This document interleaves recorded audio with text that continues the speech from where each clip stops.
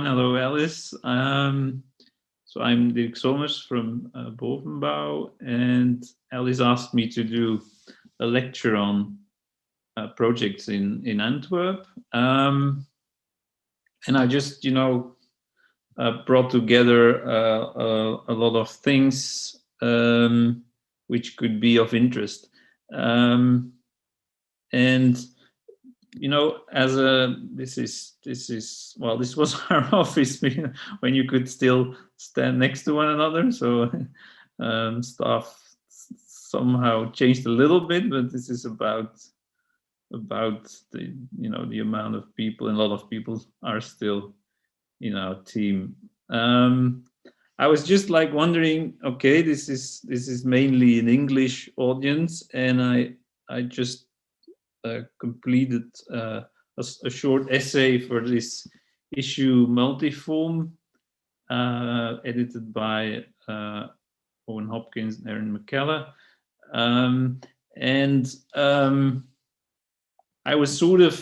I've always been intrigued by the notion of urban architecture and what that means to be an urban architect. And what intrigues me a bit about some of the discussions currently in England is that there's this there's a lot of, obviously for good reason, a lot of aspects of diversity, a good representation of all sorts of ideas and people within society, in the city, in the public realm. Questions about whether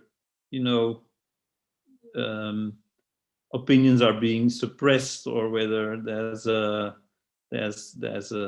too much cancel culture within the public realm, etc. But within that discussion, I think we have to consider what a city is and what a cityscape is. And in the essay, I also try to explain how we look at the cityscape as urban architects. And I use these two examples of London architecture by the Smithsons and Scott Brown and Venturi to actually speak about how a cityscape is different from rhetorics and an ideological debate on diversity, in the sense that buildings in a city, to be successful and to contribute to the cityscape, always have to be different and innovative and surprising, but at the same time they also need to work together, because buildings, unlike pieces of art in a museum, they don't stand apart with a vast amount of white space that surrounds them. They're glued together, and I think also in the English history of looking at the city, talking about the city, caring for the city, there's a lot of knowledge about how that can be done successfully. So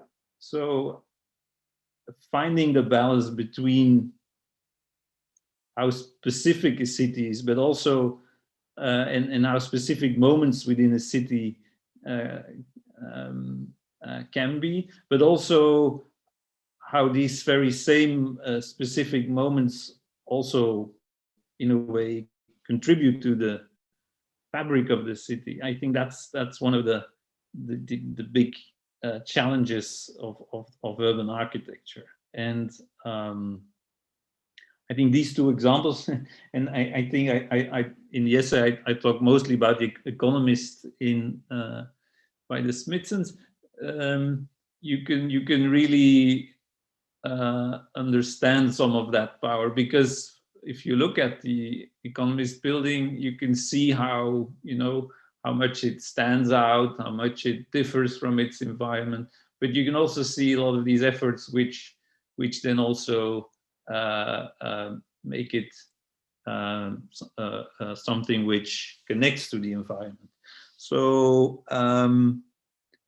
in the rhetorics and the debate about diversity and differences, I sometimes miss the complexity and the nuance of this tension,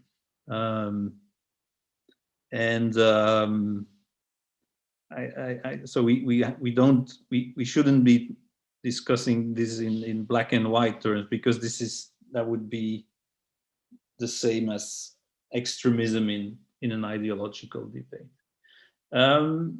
So yes, it's kind of funny as an anecdote to the side that the Economist building pops up very often as a reference when architects have to bring their design to the quality chamber we have here in Antwerp, where the city architect presides. And I wondered why, but I think it is exactly this very special tension between standing out and blending in to the extreme, which the Economists make so special, and that's probably why architects like to refer to it so often, because somehow, certainly in the context of a quality chamber, this is let's say the higher goal to go for. So essentially, I think also in the selection of projects I'll show about Antwerp, there's always this desire to look at how specific and unique a context is, and but also to look at how much a project can actually contribute to the city and to its fabric. Yes. Okay. And in a way, I'll just start with a very, very modest project which we recently finished for a building block just close to the river and the new city museum and this yacht harbor, a marina. A block which used to have a somewhat mediocre high-rise standing in the middle. It's on a little bit of an unsuccessful operation of the 60s. It was a bit controversial to bring it down. That all happened, let's say, long before us. And then there was a master plan by the current city architect, Christian Rapp, to make a low-rise reconstruction of a building block, making a large C-shaped block, a large L-shaped block, and then a lot of small plots, which would kind of make the project typologically merge with its surrounding. I think like quite a few places in Germany and also England, also Antwerp suffered a lot from war damage, but I think essentially most of the damage was done after the war, but probably a lot of all of that damage kind of released also a lot of the energy to knock down quite a few, let's say, historic bits of the city. So essentially, what I'll be talking about is the small corner here. It's a little bit of a funny project. Recently, the Cruiser St. John completed this L-shaped building. But I'll just talk about again here how we looked at the surroundings and in a way, you know, made the most out of something very simple of as in this case a few apartments. So I think what makes a Belgian streets so very unique is the the the, the very rich layers of time which are actually, you know, just juxtaposed. Um, um, just it's not unusual to walk through, let's say, an historical street with medieval roots and find classicist buildings, old medieval wooden buildings, um, Art Deco buildings, um, you know, very mediocre buildings, very special buildings, all next to one another. It's not an evident idea of of streetscapes and of let's say harmony or beauty, but you know, with the right attention to how facades are made, sometimes this condition works, and sometimes it's rather awful.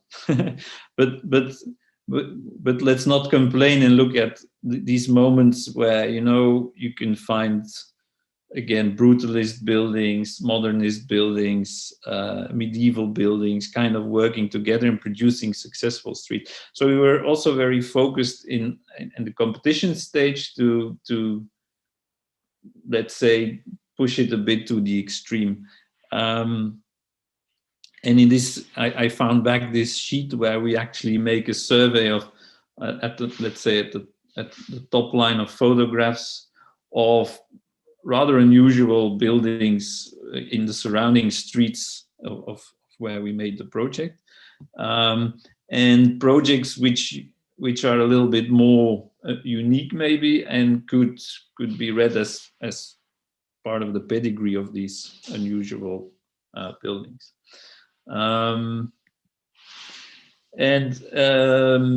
in the competition again, we made this model. Model was made in London by Caruso St. John, who completed this building now, and we worked with Ono, another office from Antwerp, and Rapp from Amsterdam on the perimeter buildings. So these are some zooms. You can see how the you know, the building line sort of kinks slightly, which is something the master plan copied from the historical morphology of the street. So something just to follow for us. But basically, I'm actually going to focus on this building, which in the master plan was drawn as one larger figure, and which we decomposed into a cadaver exquis of a small corner by Bovenbouw, sort of an L shape of two houses mirrored by Rapp, and another small apartment building by Ono. So this idea to break down a singular plot into essentially one building, but designed by three architects. It's maybe a little bit out of fashion, but we nevertheless decided to go for it. This is the courtyard with this beautiful L-shaped building, and here you're looking at perimeter building. I'm actually talking about this little corner. You can see the street with the houses, and the project I'll focus on is actually these three last houses. More of these shots where we kind of collectively wanted to go for a certain, you know, richness and diversity, both typologically and materially, to make streets that work, but not monotonous, nor chaotic in a way. So again, this corner. This is the floor plan of that corner. This is essentially we did a corner house. We also got elevator and the stair, and Rap and Rap did one Rap and another Rap, and Ono did this house. But the kind of funny thing, it's a bit of a Jacques Tati kind of wit, is that you enter, let's say, the Bovenbouw building on ground floor. You walk up through this sort of individualized staircase figure. Then you go through the Bovenbouw building. You could walk across the passerelle of the Ono house into the Rap and Rap apartment. That's the idea on the street. These are older pictures which suggest a lot of material diversity. These are actual shots at the quality chamber where we put all the models together. So here you can see the corner building with a small courtyard, and this is the building finished. Actually, the quality chamber wasn't convinced that breaking up the building was a great idea, but I still like it, and in a way, this cadaveric ski of architects producing an object which is constructionally and also, let's say, legally one entity, but a very hybrid figure. I think it's feasible if you get along well. So here you can see these three figures. So there's still a gap here. This is Cruze Singen's big L-shaped block with its face onto the street. There's the modest cadaveric ski in the back. This is a photograph I like because we were very intrigued by something which recurs a lot in this area of the city, the situation where you have medieval plots, corner plots, which actually don't really behave as corner plots. They're just the medieval house which ends the row, and as you can see, it sort of leans out. This, the whole history of buildings kind of pushes these old stone and brick buildings kind of almost out of balance, because they're tied together with wooden floors and anchors, which make them rather elastic. So you can really find them totally skewed at the end of a line of buildings, sort of scattered all over the city. So essentially, we were interested in some of that drama. So in this picture also you can see how this modest corner is in a way also like a book stand, kind of trying to push back from the left. It's kind of it's also, it's not literally leaning, but it's kind of a little bit cantilevering, and that's basically. Here it's a bit of a funny picture by Philippe Dujardin, where you can see this clump of buildings by Rap, by Ono, by Bovenbouw. Here you have the elevator tower and another Rap building. This is the rear of the building block with a nice kind of mirrored figure of terraces. I'll just, it's a very modest building with a three apartments on top of each other. This is the elevator as an individual kind of a turret. It all kind of boiled down to using different versions of plaster. Obviously more economical, less colorful also, not a question also of the quality chamber. But I think within that range of using plaster, there's so much, I think, which is underexplored. The grain, the coarseness, the shine, the graphics, like SWIP.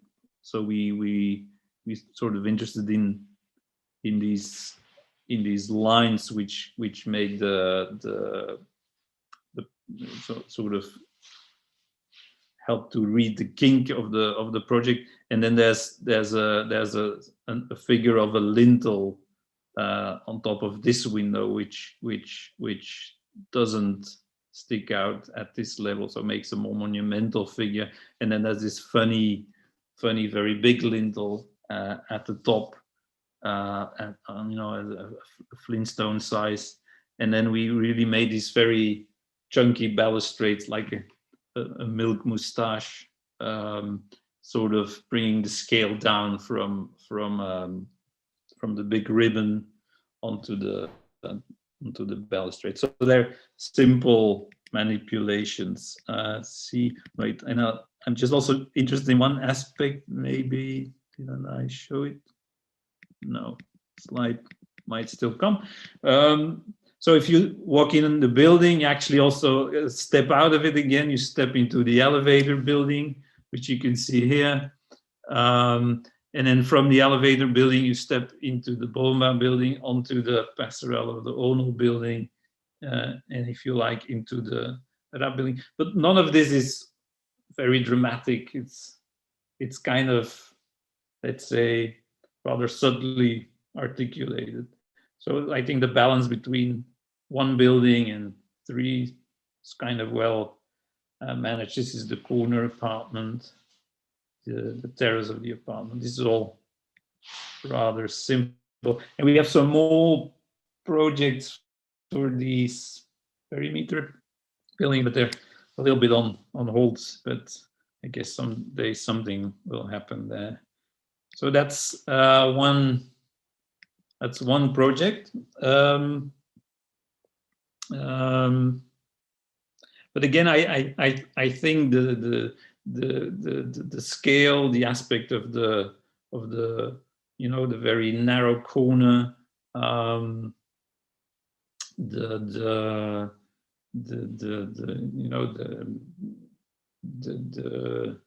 articulation of the facade, all these things, they have a very, very strong ambition to contribute to making a normal street, but normal in that sense is not necessarily boring or predictable or neutral. So I hope if we can complete a full perimeter, we achieved at least the idea to make a street which is rich and lively, but not problematic or chaotic, which in a way has people have been trying to do that quite often throughout the past 40 years, but many of these examples aren't so great either. They're a bit overdone, or they're a little bit dusty. Yeah, so I'm really interested in this genre, which I think you can do well, but it's not so easy. Okay, I generally don't talk about this project. It's a competition we lost, but yeah, I'll show it anyway. It's also a little bit of a funny project, and it might come over as something rather maybe a little bit inconsistent. Nevertheless, it did provoke a bit of debate also. But currently, someone else, Hup, is completing the restoration of the of the city hall. You know, this, I'll flip back again, the city hall in Antwerp, it's probably, if you have a book on architectural history and there's a building in it from Antwerp, it will probably be this one. It's rather unique, and I think it's also quite unique in many respects. One is certainly that unlike Ghent or Bruges, Antwerp, you know, in the era of Rubens, had this very mannerist. They call it Baroque, but it's not the Baroque of Rome or Prague. Let's say a very late high Renaissance mannerist take on architecture, and this building is also quite exemplary for that, in the sense that, you know, it has these wings of an Italian palazzo, but then with a dramatic roof, and then the centerpiece it looks like a Gothic gabled figure on top of that Italian palazzo, which is very unusual. But everyone who knows Antwerp's history also know that it got burned down by the Spanish. This was all in a way the war between Protestants and Catholics, which eventually led to let's say sort of the divide between Holland and Flanders. So again, this is not an evident monument. A lot of it is a reconstruction, a lot of interventions. So let's say from the 16th, but also 18th, 19th, and also 20th century onwards, a lot of interventions mimic the history, reconstruct the history, took out some of the history and replaced it by fictional histories. So, like many monuments in Antwerp and in general also in Belgium, there's a very complex mix of, let's say, original and not so original stuff. So apart from the elevations and some of the roofs, not much of this building was original. And then you obviously end up with a brief for a competition with many, you know, small problems, bigger ideas, and we actually, you know, proposed to not go for a strong unifying approach to the building, and we really went quite radical in that respect, which you can also see from the images. We also, I mean, for let's say totally hopeless idea to also use 10 different representation techniques in one competition entry. This works under the banner "How to Lose a Competition." But anyway, we had an intervention at the entrance with a lobby, with someone, a janitor who could sit in these new pieces of, let's say, window making. These are the windows, like display windows, as an idea on how you could, you know, have a draft lobby organized to keep the old doors open during the day. There was an issue about how the seating of the city boards should be organized. We referred back to the idea of a singular piece of furniture, which was an idea from the 17th century. Very controversial, obviously. Also not wise to propose rearranging the mayor and all the aldermen in a competition. But we thought, we made a painting which would suggest this new figure, which works well. at least looks a lot better than what they have currently.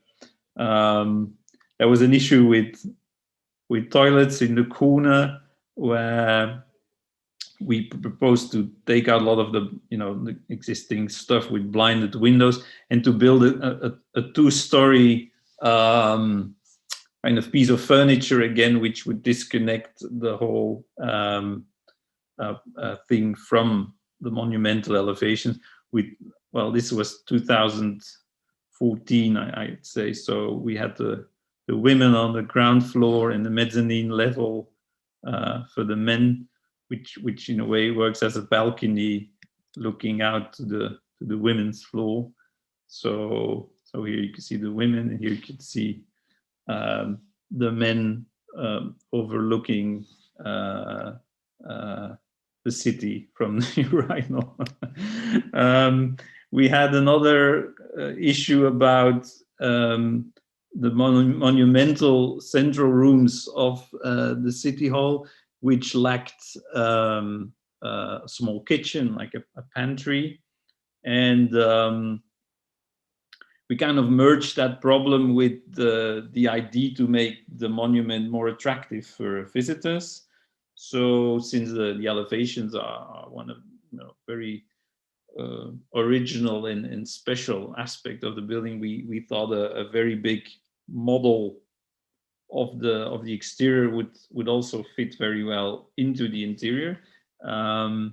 So that's what we proposed. But you can see this figure here standing in the model. So in the model would also serve as a pantry, and the central piece could be the door to enter. So we even made a model of the model where you can see how the first floor works for as a shelf, and the second floor is the sink and the worktop, and you can beautifully look at eye height through the loggia under the roof.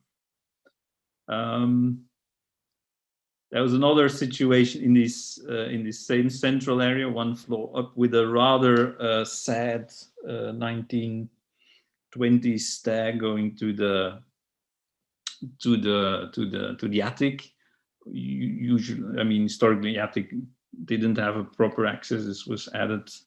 So this was before the stair, and this is after the 1920s. So we replaced the stair with a more grand, more suitable, more Baroque maybe idea on going up. So it's kind of a double sweep, which goes up and then turns back, gives you an overview of the room, and then turns back again onto the attic.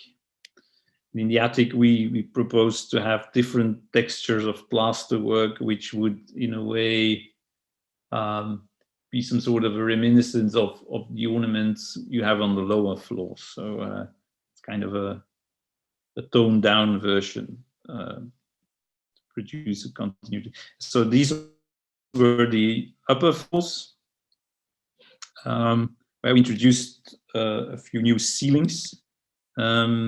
In the centerpiece of under the roof, we introduced a new stair. We opened up this situation. We put in wooden rafters to make this room more continuous. Actually, this is an existing stair to a mezzanine, which we took out, and we kind of extended that same stair onto the very top of the gable of that space. The elliptic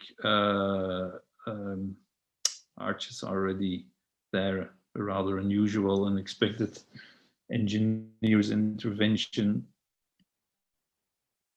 And then in the other spaces under the central roofs, we sort of tried to use the inspiration of Baroque Antwerp interiors with these rather heavy and expressive ceilings to provide for a ceiling that would be fireproof, but make the old rafters, one of the few elements which are really old in the building, visible. So here you can see how you would come up that Baroque stair and look through a glazed ceiling with a Baroque pattern onto the old rafters. And as an even more crazy version, I'm not sure if I still like it, but this is even closer to Antwerp Baroque as a figure. Yes, I don't know. It's kind of special, I guess. So that's you know that's how we felt. You know, I mean, we could go much more into detail, but we also felt that there was a tradition in this building of manipulating, adding layers, very inspired by the past, but in a way potentially also something you could do in a contemporary manner to continue that tradition. In a way, staying very close to the body that building actually is, the very composed character of that building. So it was a little bit, you know, some people very excited about design and others totally not. Surprisingly enough, we really had the heritage people on our side, but then some of the architects, I think, really felt that this is beyond I don't know, good taste or something. Well, so I leave it up to you. I probably would do it differently. I think the project this project is a little bit older than the City Hall project, and in a way, obviously served as an inspiration. Also, in the Lestraat refurbishment, we allowed ourselves to intervene in heritage in a way that is less conventional. I'm still somehow very intrigued about this rather narrowed down interpretation of the Venice Charter, which I think not just in Belgium but also quite a few places is very popular. It's an interpretation of the Venice Charter, which, you know, to make a bit of a simplification of it is that, you know, there's old stuff and then there's steel and glass to complement it. That's actually not what the Venice Charter suggests. Venice Charter is also not, you know, it's not a one clear line on how to handle heritage. It's obviously a discussion amongst people, which then, you know, got written down and started to live its own life. But it was a lively discussion. But the idea to make, you know, embedded interventions is also part of the Venice Charter. But obviously things like, you know, reversible interventions or readable interventions, all of that is also part of it. But somehow there's a very safe, very generic interpretation that dominates heritage culture. And in a way we enjoy, you know, challenging that interpretation. And, you know, in a city like Antwerp, where many of the monuments we now cherish wouldn't exist or would barely exist without strong reconstructional operations, it is a little bit controversial to ban anything which has the slightest resemblance to reconstructive work. I mean, obviously, in the Viollet-le-Duc tradition of reconstruction, a lot of real history got destroyed, and that's not something which we want to defend, but where there is not real history, or not anything valuable to be found, you really should be able to consider interventions which contribute to the experience and the specificity and the uniqueness of a situation. And that's also what this project is about. So Antwerp was very prosperous in the 16th century, early 17th. Then it went a bit downhill. But the river Schelde, they reopened in the, let's say, half of the 19th century. Now the harbor really got going again, and times got really, really prosperous. Let's say last few decades of the 19th century, early 20th century, and that's something you can really see in the city, and you can also see it in these buildings, which are highly eclectic elevations on the main shopping street. These elevations, that's how they came out of the restoration we did together with Barbara van der Wee. Essentially here we're looking at three buildings. One has a bit of a, I don't know, Venetian Moorish resemblance. Then there's a butcher's house. No, it's a fisherman's house with fish angels carrying fish. Luckily it's not the other way around, with an eagle sitting on top of a fish. There's a boat here. There's another house. There's not a clear purpose in my recollection of that house, but quite amazing buildings. And in architectural history, these buildings, they don't get a lot of attention or acclaim. However, compositionally, if you look at how an arch supports a granite column, which supports this protruding a bit of facade, which then supports a boat, which is a balcony, which has a canopy, which has this dome, which has a tempietto on top of it. I mean, these things are not easy to design, so they're quite unique and rich, and they obviously make an immense contribution to the city's decorum and appearance. So in a way, we felt we shouldn't be critical about this architecture. We should be fascinated by this skill in design. But having said that, also during competition, when we entered the building, we were extremely disappointed to see what's behind the arch and what's behind the granite column and what's behind the window bay.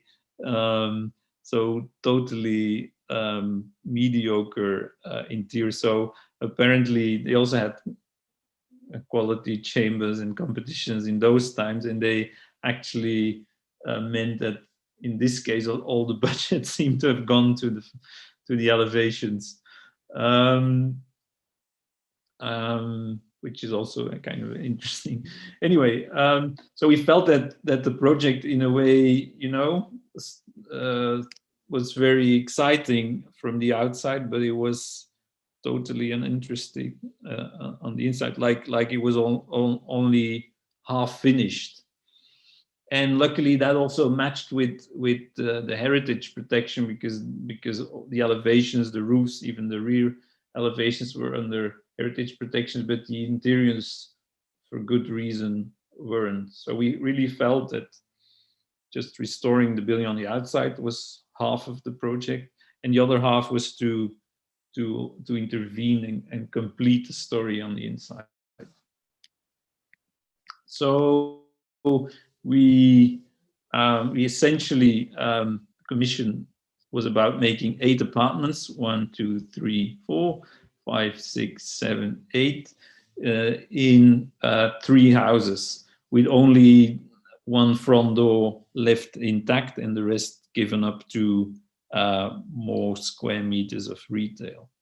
So so what was needed was in a way a more glamorous central staircase for these 8 rental apartments.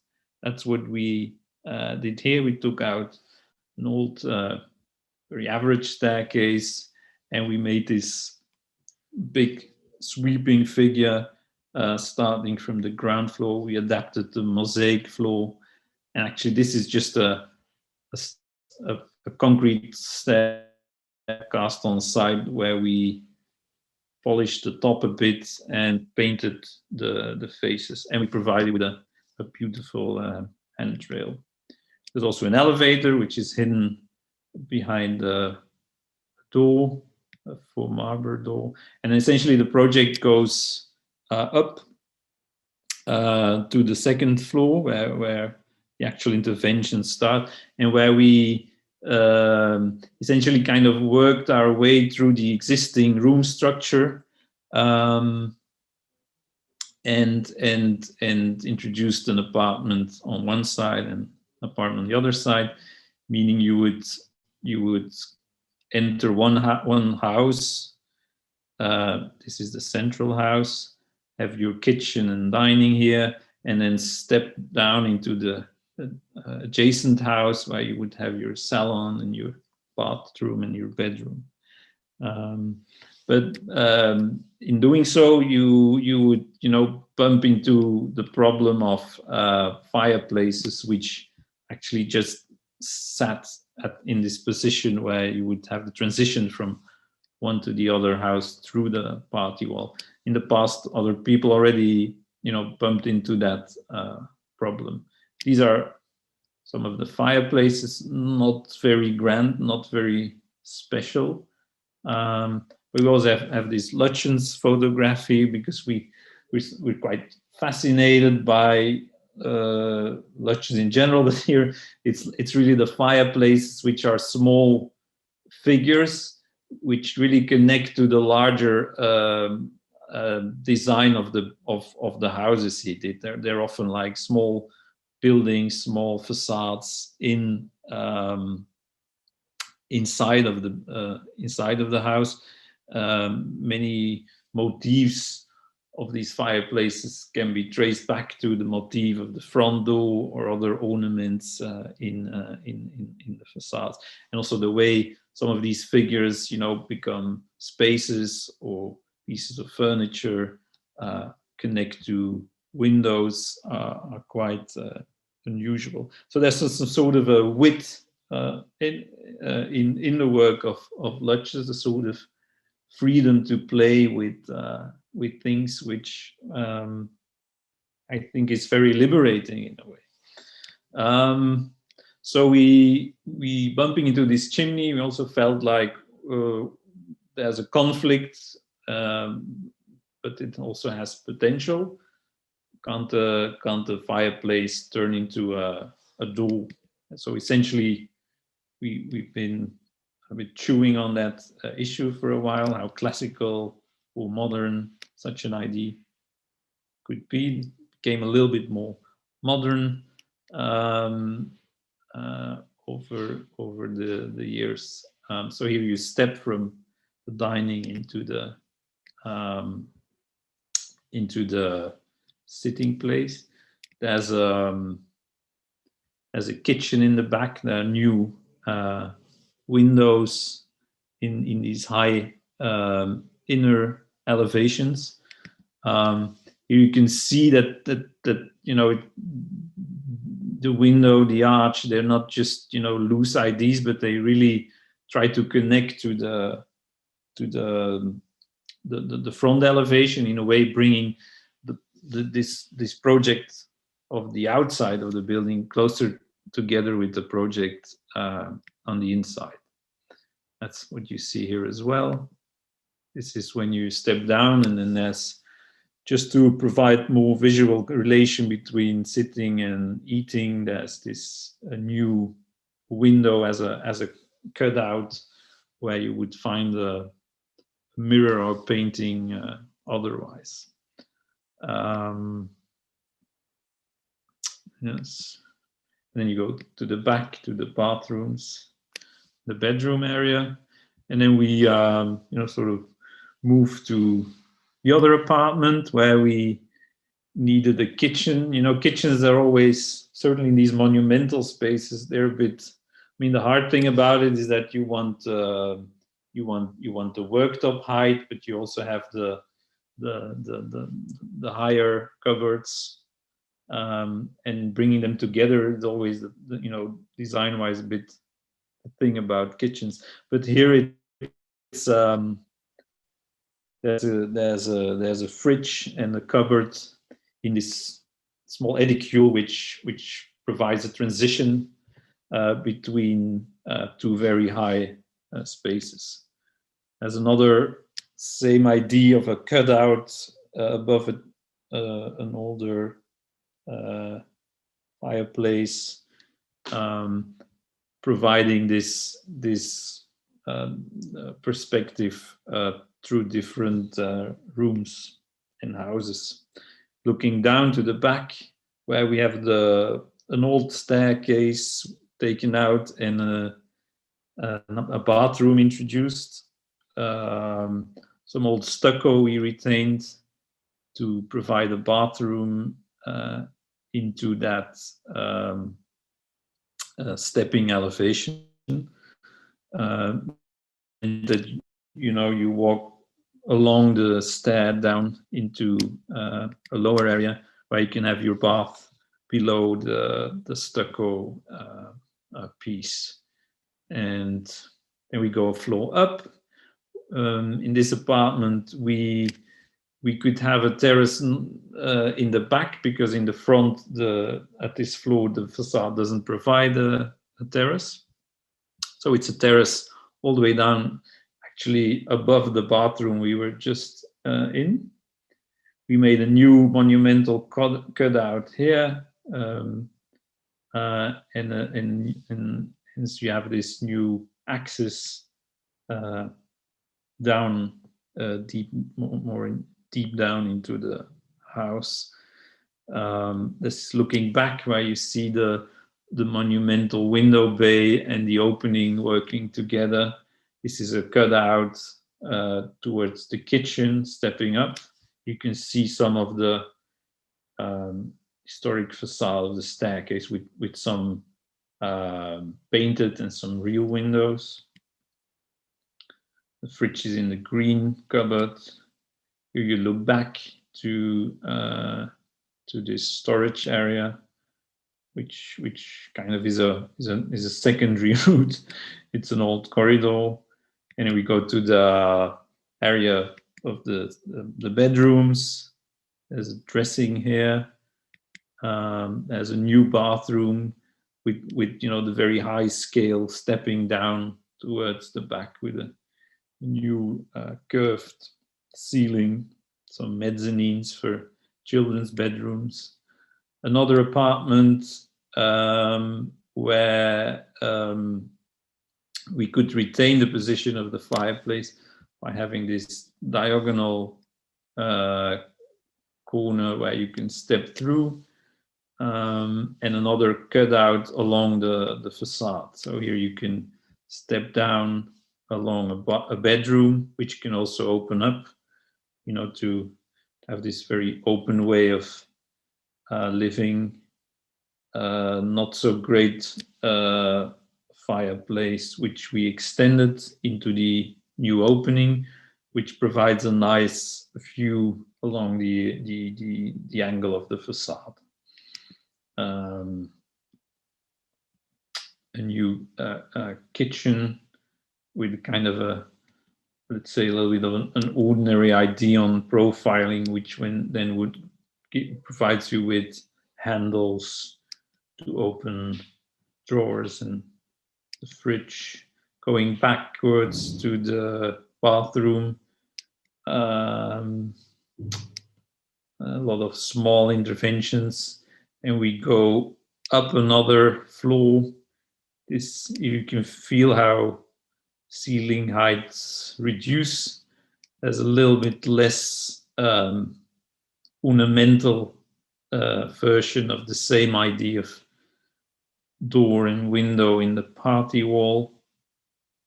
So you see here, again, we go down to the bathroom area.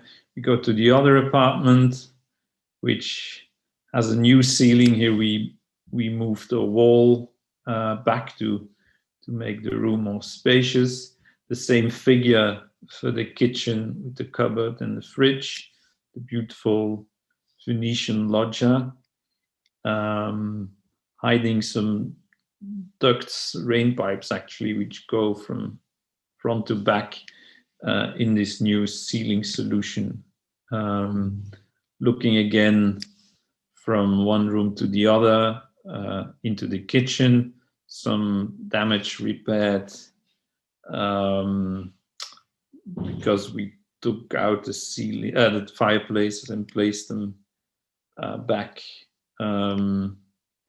This is one of the making of one of these round openings, which in a way, you know, have this kind of exploited the scale of these high ceilings. This is a new wardrobe. The bed problem we know from old houses, which we resolved by making this headboard, sort of a concealed door to the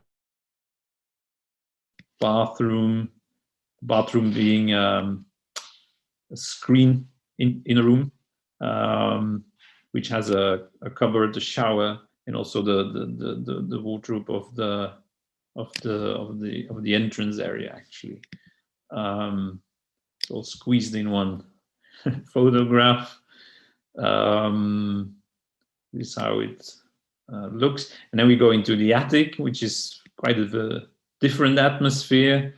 Never was inhabited originally, so we didn't plaster all the walls, just as a lower datum. You didn't have fireplaces here, but here we cut under an angle through smoke exhaust. This is another smoke exhaust where we cut some sort of a fireplace out of. It's kind of a useless gesture in a way, but it does sort of, you know, give the room a certain figural quality. Has a new round opening. These ones are existing round openings. Yes. Then use skylights, manipulations of walls in order to position those skylights. And there's the second apartment where you step up to the living room, a very high living room, which we provided with a mezzanine. This is the original situation, new situation with a mezzanine and then a kitchen tucked into a corner. We suddenly manipulated the smoke exhausts to make them a little bit more, you know, fluid and elegant. View of the mezzanine, the stair to the mezzanine. Yes, and then from there you can look down into the street again. And then in the end, there's just this bedroom area with a central turret, which happened to be very convenient to provide a shower into, with a central area, and then a niche which has the bath. So now we're in the shower and we look towards this niche for the bath. This is the tower and this is the shower. Okay. See what's next. Next, this will be a lot shorter. This is a competition, I think, well, must be like 4 or 5 years ago, 2016, I guess, where we did together with Bates and Bulk, another office from Antwerp. This is really the docklands of Antwerp. So we've been hanging around until now in the old city center, but these are docks from the early 19th century. This is a much larger dock from the later 19th century. So I think, slowly the area here in general has been redeveloping into lots of stuff, but mostly housing. So you might know some of these projects, like the towers by Diener, which have come up by Chipperfield. And in this picture, you can just see the ones of Tony Fretton also coming. But we're actually talking about this plot, a rather special plot in the sense that it's along the large dock, but it also sits rather dramatically in the axis of a street that then kinks around this new block. And we have a huge, it's a very big dock. It takes you more than an hour to walk around it. And at the end of the dock, you have Hadid's harbor building. So these are all situations, pictures, and also pictures of this neighborhood with this it's kind of a grid of square and rectangular building blocks, which originally didn't have a lot of housing, but a lot of warehouses. And in a way, the city has been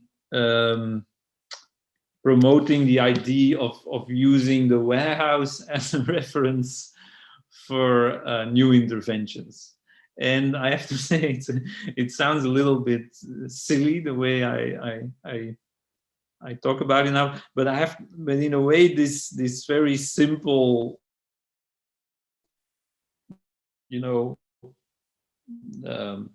call it metaphor of a building, living in a warehouse, essentially, it kind of produced a big, diversity of designs by very different architects, some great, some nice, some terrible. But in general, as a strategy, it seems to work quite well, in the sense that, the buildings all together seem to provide good streets, rather interesting living environment. I think this metaphor of the warehouse makes one choose for solid materials, rather simple rhythms, a little bit of a of an elementary expression in buildings, and that does work, because I think we selected this image from an older, an older suggestion by probably an urban planner or so, to express the idea that, you know, it shouldn't be like this. I think there are also quite a lot of waterfront developments which do not manage to handle the scale of the water, in the sense that you know, the water is a moment in the city where things expand, you know, where you like monumentality, and you like things to, you know, to relax, to calm down. So, you know, let's say just from a experiential point of view, the waterfront is a place where we also said the architecture should not be, you know, too variegated, too crazy, too abundant, because it conflicts in a way with the desire we have from these places. So we juxtaposed these images where we said, like, you know, not the top image, preferably the bottom image. In a way, we let's keep things calm and large, in a way. So in the very, you know, first instance, we was a kind of two-stage competition where we worked together, the three of us architects, to come up with an idea of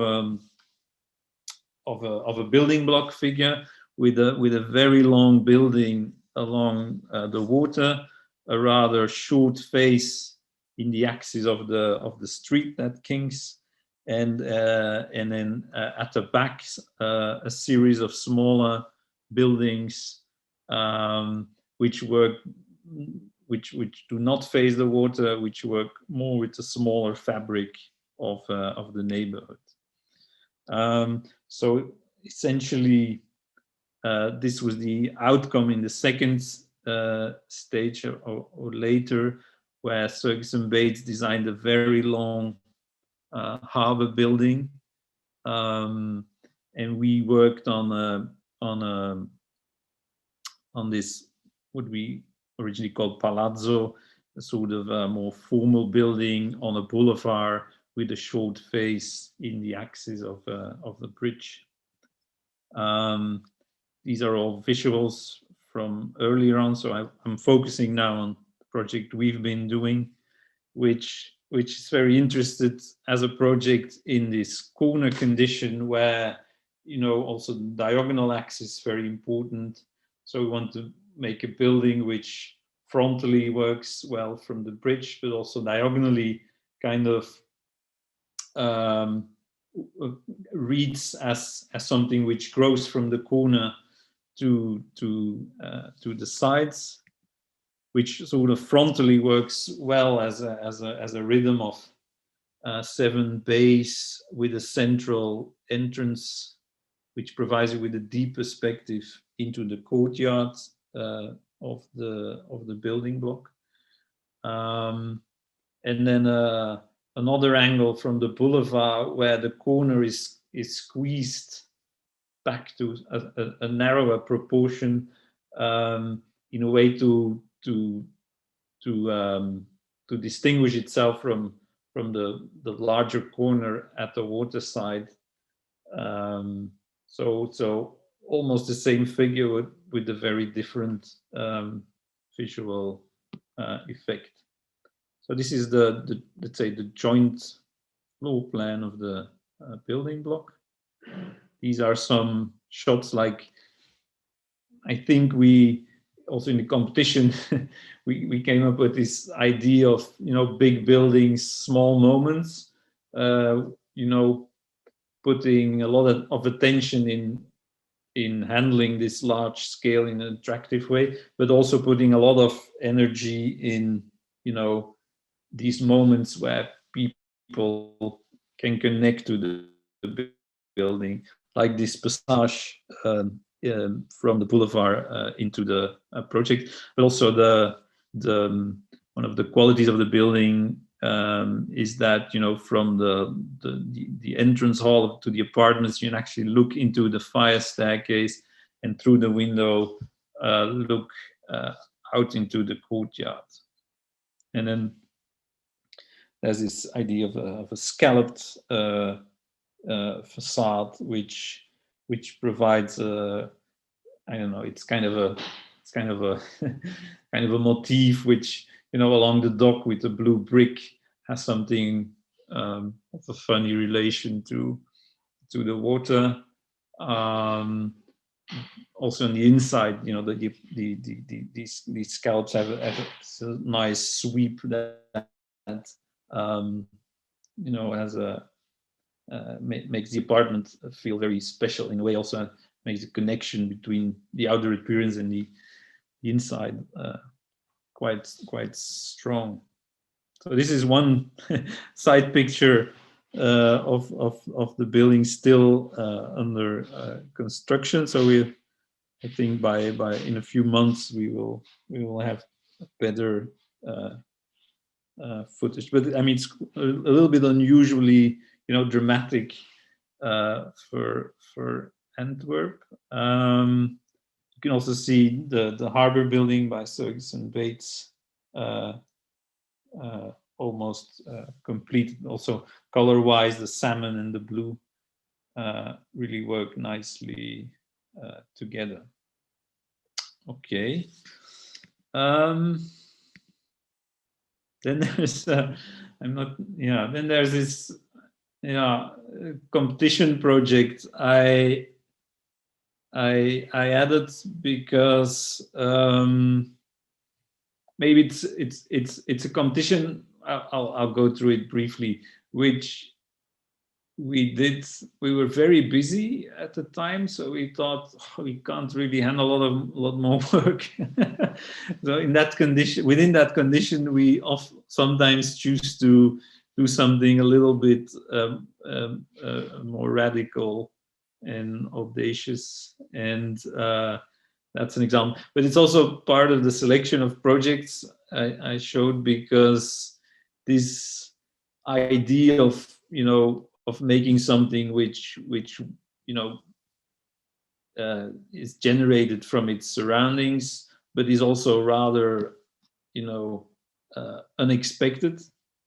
This beautiful tension between being rooted, but also being exotic, I think is also quite strongly present in this project. So essentially, it was an old gardens in the periphery of the city, which used to belong to a castle. The castle is the small dots. The old stables are the other dots, and currently only the stables are left. So during history, the castle disappeared and the stables turned into a school. And you can see that some of the fortifications in which came the late 19th century actually ate away most of the grounds of the castle. The pond got reduced a lot, and currently there's the highway here, so the whole site got a bit compromised. And currently, they play football where the bastion used to sit. So the whole site, could be interpreted as a bit of a messed up a stratification of bits of history again. And we essentially, were to expect to keep the stables, and we added a school next to it. But then we were intrigued by the idea of a school being a castle in a way, supplanting the castle that disappeared. It's a bit of a romantic narrative, but we wondered what that could mean. So this is a bit the research we did in relation to the history of the site. So actually the castle was much more of a, let's say, 19th century figure. But we we were quite interested in the question of whether the sham castle, so much cherished by John Nash, could be a plausible contemporary thing to recuperate. And obviously, in the situation of working with the program of a school, an elementary school, the castle triggers so much of the fantasy of children that we kind of felt that this was not just crazy architects trying something, but it's also something which would really appeal to children. This idea of going to the castle rather than to the school. But I wasn't obvious. There was also a desire to keep the building low. It was a kind of a heritage thing together with the stable, so we had to make a relatively low and rather flat castle.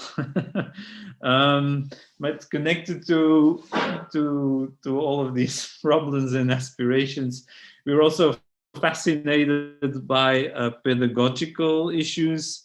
And one idea is that the classroom, a classroom and the use of the classroom obviously has been changing over the past few decades. But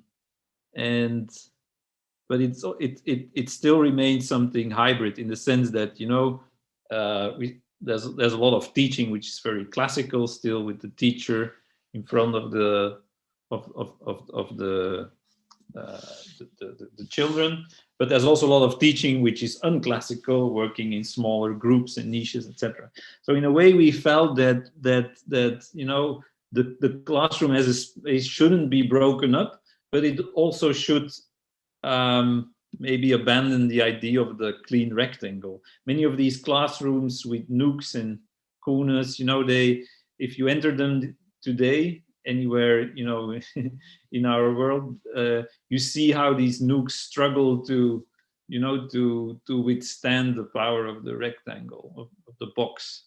And we felt that spaces which were a bit hybrid actually allow for classical teaching, but also allow better to work in this more separated way. So the castle as a large idea, but also the polygon as a smaller building block of this school was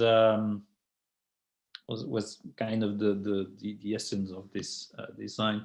So we were interested in these classes which would retain, the idea of the singular space, but would also have the potential of reading it as a composition of spaces.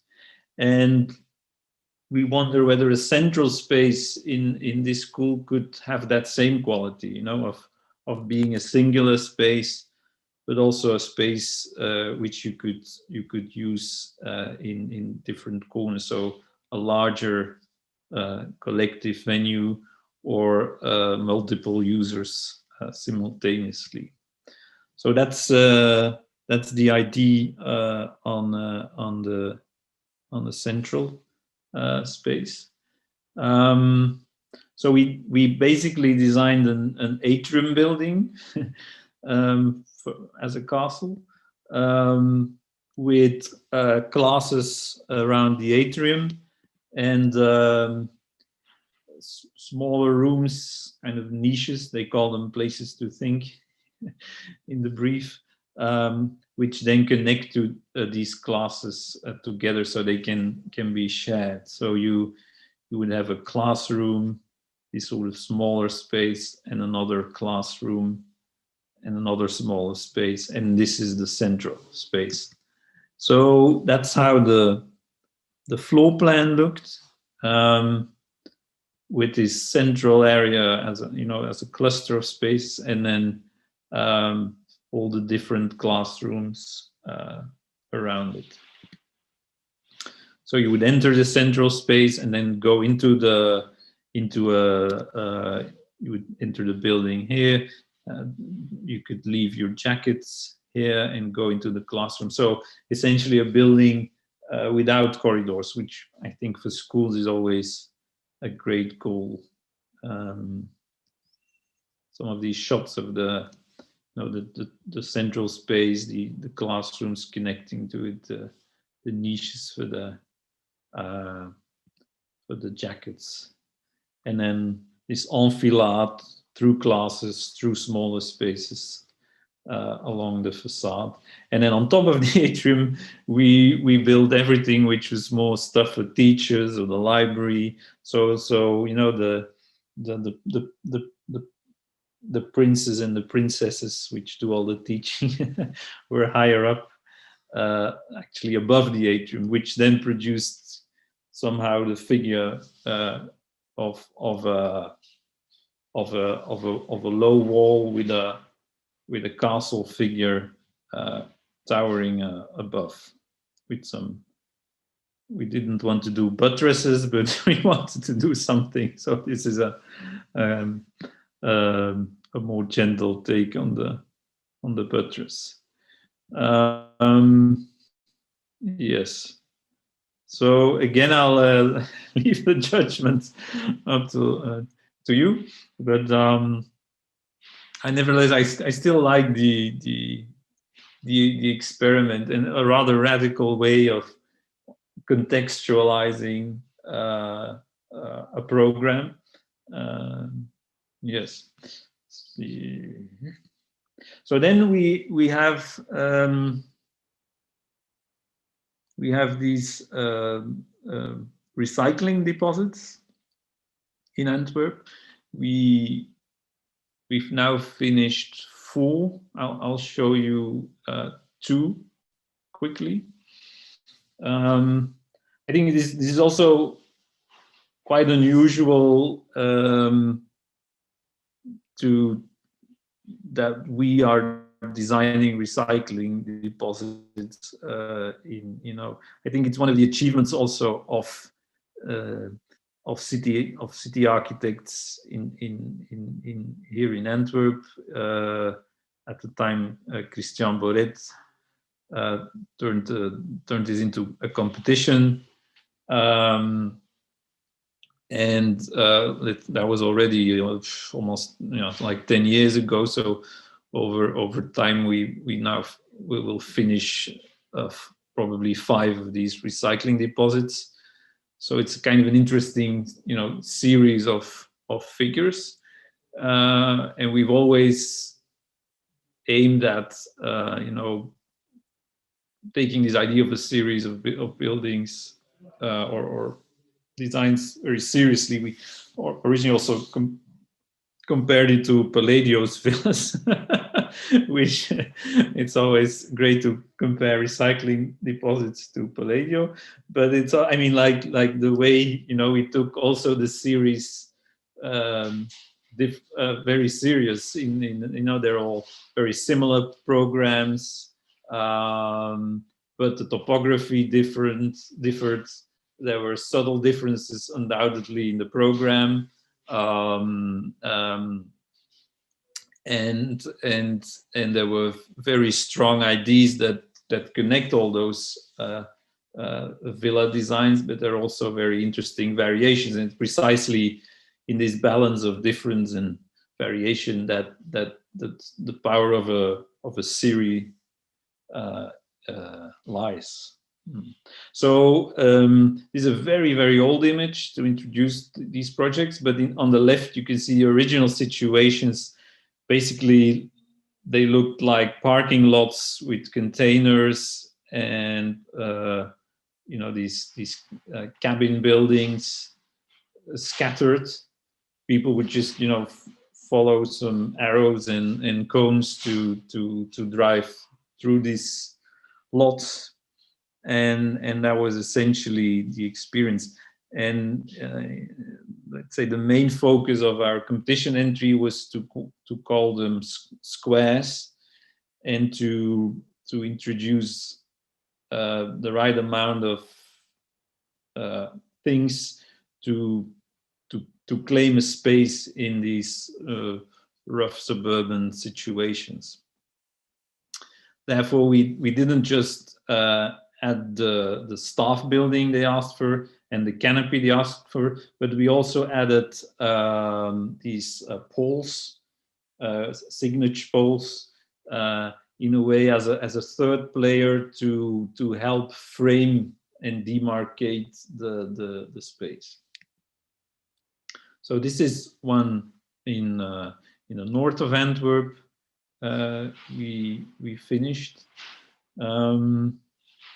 where you actually you enter from the low side, and the whole central area is a slightly sloping up large space. On the left, you can see how we merged the staff building with the canopy, and on the right you have these signature poles sort of framing the space. This is how it works. This is the plan of the building and the canopy and the topography also of the site. These are the poles. This is looking from, let's say, aside to the figure. In a way, the large canopy and the long slope, they end in this sort of balcony, which in a way allows you to look out from this space. And it all looks maybe a little bit a little bit pathetic to use all these projections in a condition like this, but to avoid too many fences, to create attractive boundaries between contained spaces and the surrounding space. These are important issues in such a design. Here you can see the containers, how it works, the staff building. This is then focusing on the building, where we were interested in the building being some sort of a somewhat naked figure under the canopy. So we were wondering, what is this naked cladding of the building could be. And I mean, nowadays, buildings made out of brick aren't just aren't just these blocks with mortar. They become even larger, the blocks, and they're glued. And actually, they have this beautiful salmon appearance. However, they're rarely exposed on the outside, and maybe also because you can't make proper corners with these blocks. That this is something generally hidden in construction. So in a way, the appearance and also the nakedness of this material, we felt could be resolved by slicing these large blocks in two. So essentially, what we did here. So there's a sort of motif, sort of reminds me of how Paul Rudolph would push hammer concrete to come even closer to the concrete than when you just ordinarily cast it. It's an even more just by cutting or push hammering, in his case, you kind of bring the material even more out. Yeah. On the inside, we just used it in the ordinary way with gluing the blocks. There's there's this floor plan here with the public area, and then an enfilade towards the lunch area with changing rooms in the middle. The topography slopes up, and so the enfilade has these steps that kind of follow the topography. So you step up and you step up towards the lunch area of the building. You have plasterboard ceilings painted glossy blue. We have this kind of pegboard cupboards. We kind of like the way the brickwork as a so 21st century idea on brickwork is being exposed, cut, glued, etc. The kitchen. There's this is the lunch area. All has to be very vandalism proof. So you have these sliding shutters. Yes, and then yeah, this is one container park. Sorry for that. And then I'll show you another one which we recently finished, a bit closer to the city center in Borgerhout, where basically the plan's very similar, a very long canopy, containers again, the queue, and then here we work. I mean, we always look at the existing topography of the site and use it. In this case, it led to a slightly raised flat platform. It's really along the highway. It might be a very large parking building next to it. So we felt we had to make a very, very strong gesture, very simple, strong gesture to actually make the whole intervention work in this open surrounding. So we essentially designed this, I don't know by heart, but it would be like a 70-meter long beam, which rests on 4 columns and 1 slab of brickwork. And below that again is the staff building and the canopy. And at the other end of the space, we have these this big like billboard-like structure, which then contains these numbers, which help you to find the way to the right container. And let's say a day situation, this long beam, from that long beam, big sliding doors are hung, which you can close off in the evening to prevent burglary. The same thing here. So in a way, again, we wanted to to have this idea of a naked elevation behind the big sliding door, which in this case is green fiber cement with battens on top. And I like this picture by Philip also, because it kind of speaks about these weird environments where it's a world of things, of weird objects, which you try to belong to. So we have this funny water treatment, we call them the Stinky eggs in Antwerp. because the water treatment often really doesn't smell very nice.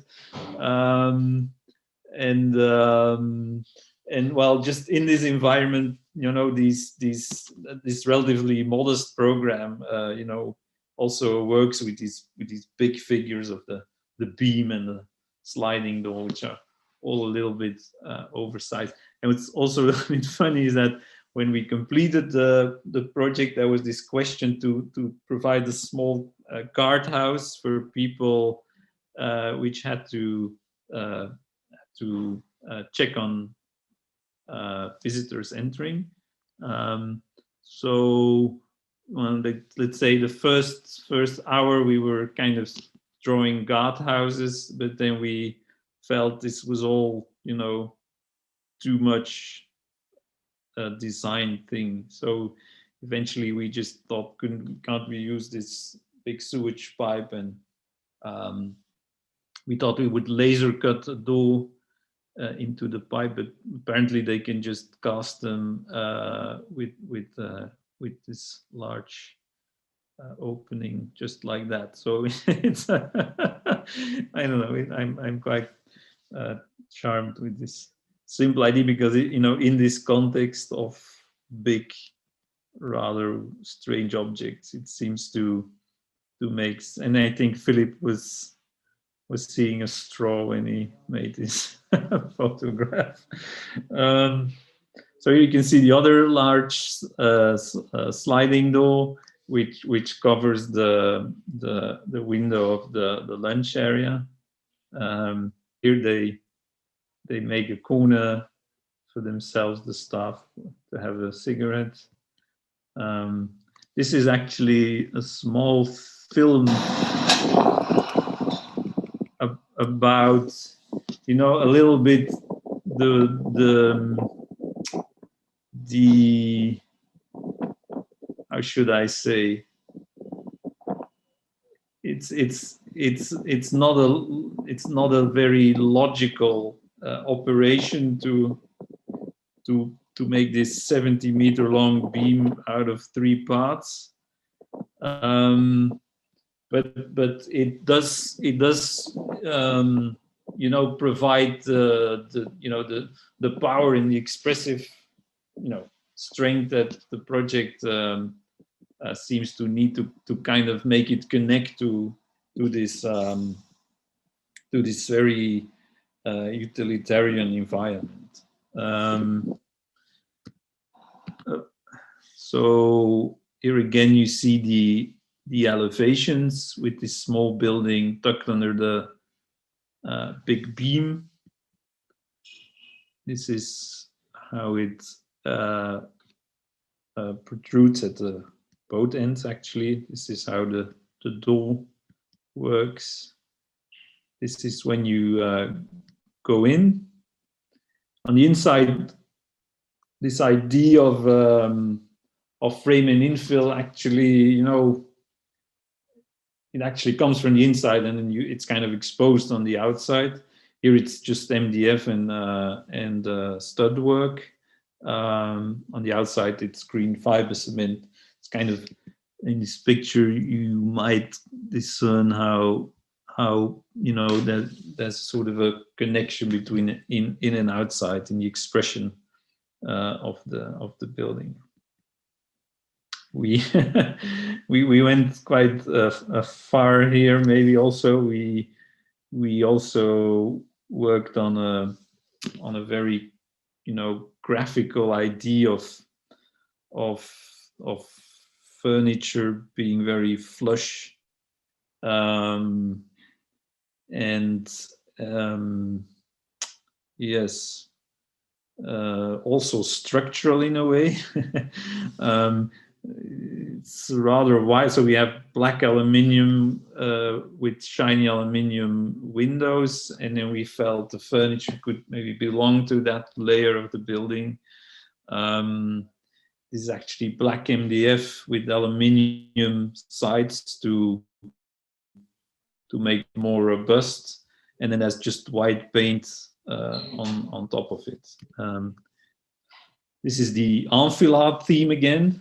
which also is a theme that's recurring in every building within this in this series.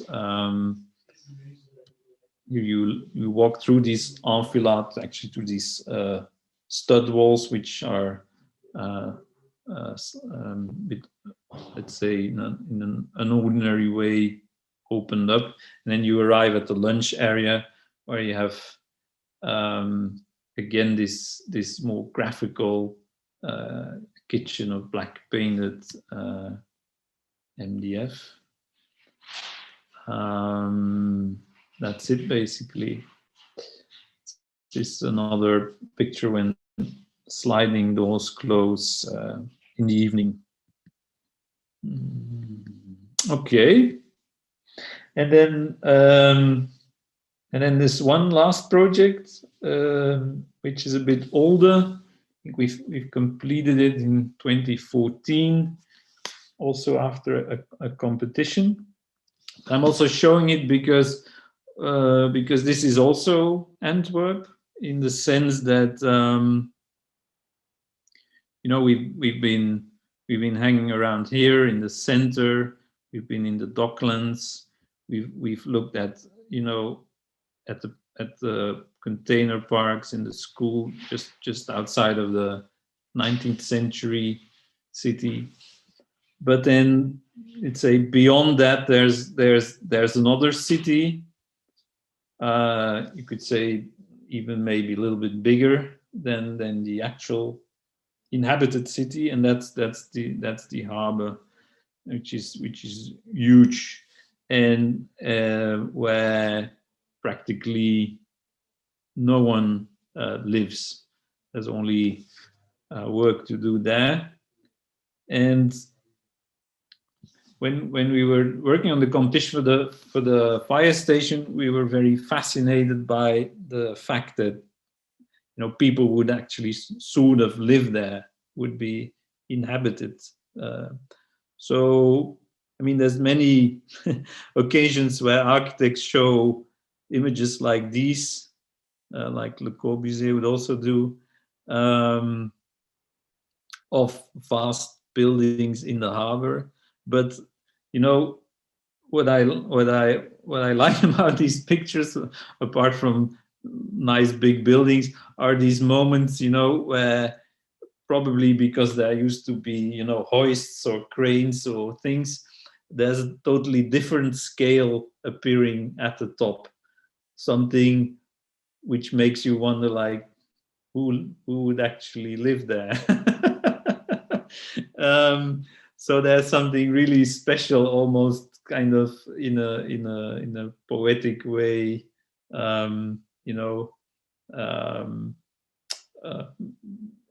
domestic in these scenes in a very surprising way. So we were also, and we all like the Bechers, of course, but in a way, again, we're looking at these moments where these utilitarian structures all of a sudden seem to become something of a house. And this is an artwork by Kermeling, which in a way, in a much more black and white manner, in the Rotterdam harbor, it exposes that sort of this idea of this drama potentially. So we were also a little bit interested in whether we could work with that drama in this building. And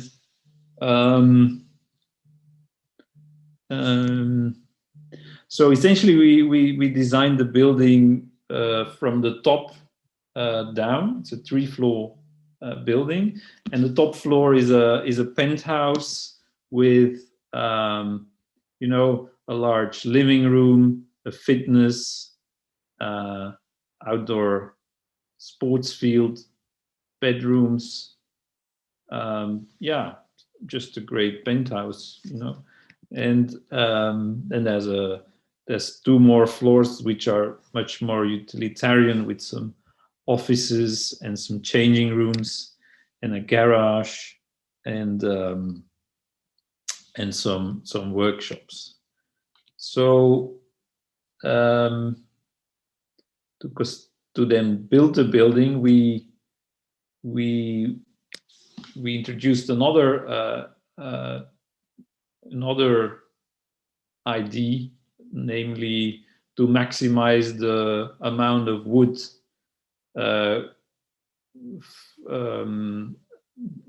in the construction of the fire station. Maximizing in that was also 2014, not 2020. So meaning that in terms of acoustics and fire resistance and all these things, you would still retain floors made out of concrete, but then all the rest could more easily, more economically be turned into wood. So this meant building a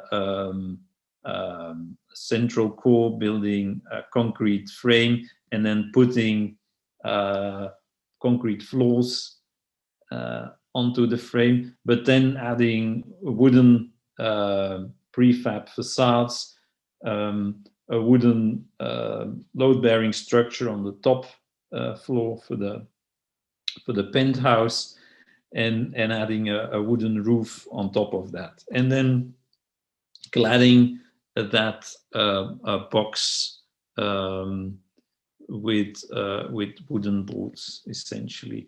And we were sort of interested in distinguishing these two utilitarian floors from the penthouse level, from the inhabited floor level.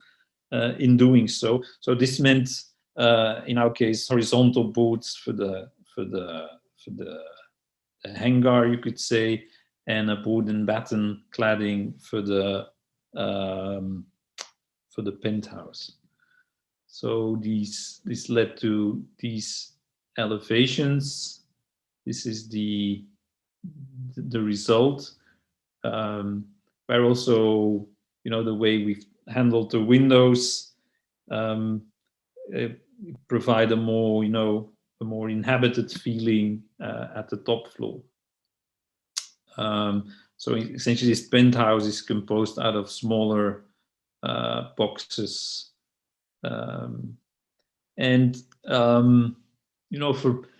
they've almost all disappeared now. But you'd say if you would drive through the harbor 20 or 30 years ago, you would still see quite a lot of wooden hangars around the harbor. Maybe not so far north as this building is situated, but somehow these wooden figures in this landscape of steel corrugated boxes and concrete boxes, they were always extremely charming, warm figures. So we felt that being contextual could also be about reminding people of what had disappeared and what the quality of these vanishing buildings was. So in a way, this little bit archaic idea on cladding,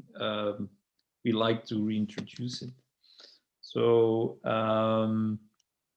what's nice about the outdoor sports field is that it's a bit of a lantern, it's kind of transparent figure as one of these boxes.